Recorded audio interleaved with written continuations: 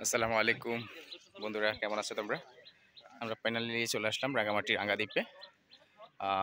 দেখুন, আসলে আপনাদেরকে আস্তে আস্তে দেখাবো রাঙামাটির রাঙ্গাদ্বীপ কতটা মনোমুগ্ধকর সুন্দর। আসলে না আসলে না দেখলে আসলে বোঝার উপায় নেই আহ, কতটা আহ, বিচিত্রময় আসলে সুন্দর এই রাঙামাটির রাঙ্গাদ্বীপ। বন্ধুদেরকে নিয়ে ফাইনালি চলে আসলাম। বন্ধুরা সবাই ঘুরে যাচ্ছে, আমিও যাব ইনশাল্লাহ।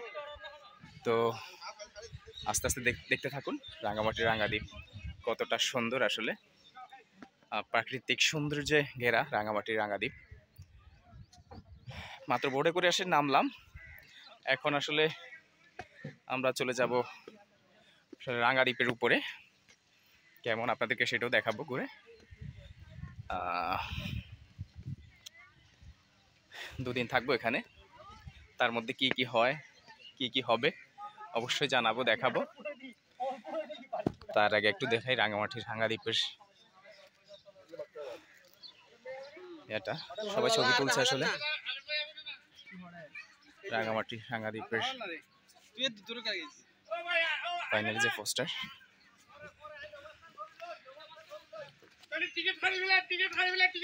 দেখতে থাকুন, উপরে উঠছি, হাঁপিয়ে যাচ্ছি। ফাইনালি এই গেট দিয়ে ঢুকবো, আপনারাও আমাদের সাথে থাকেন, দেখেন কতটা সুন্দর রাঙামাটি রাঙ্গাদ্বীপ।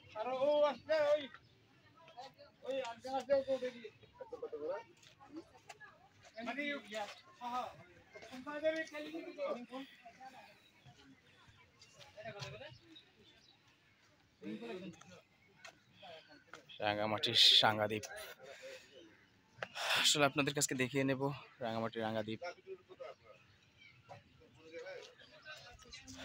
বন্ধুরা দেখতে থাকো।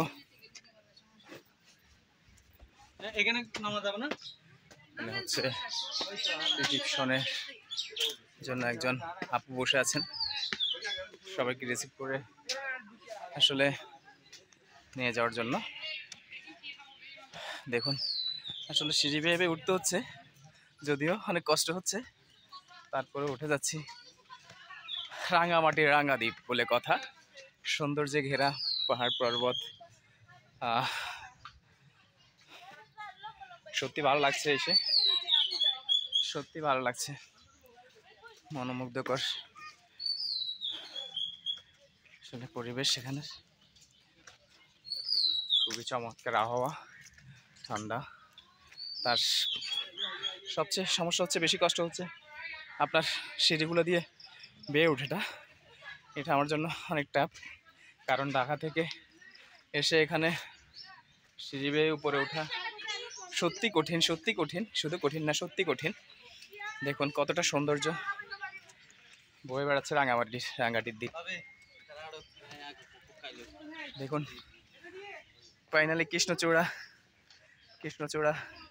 গাছের নিচে। দেখুন বন্ধুরা, এখানে লেখা আছে রিসিপশন। আমরা এখন এটার ভিতরে ঢুকবো ইনশাল্লাহ। দেখছি, আপনাদেরকে দেখাচ্ছি প্রকৃতি কতটা সুন্দর, কতটা সুন্দর। আমার ফেসবুকে অবশ্যই আরও আপডেট, নতুন নতুন ভিডিও পাবেন। আমার পেজ আছে একটা, ইনশাল্লাহ আস্তে আস্তে সব দেব। তো এখন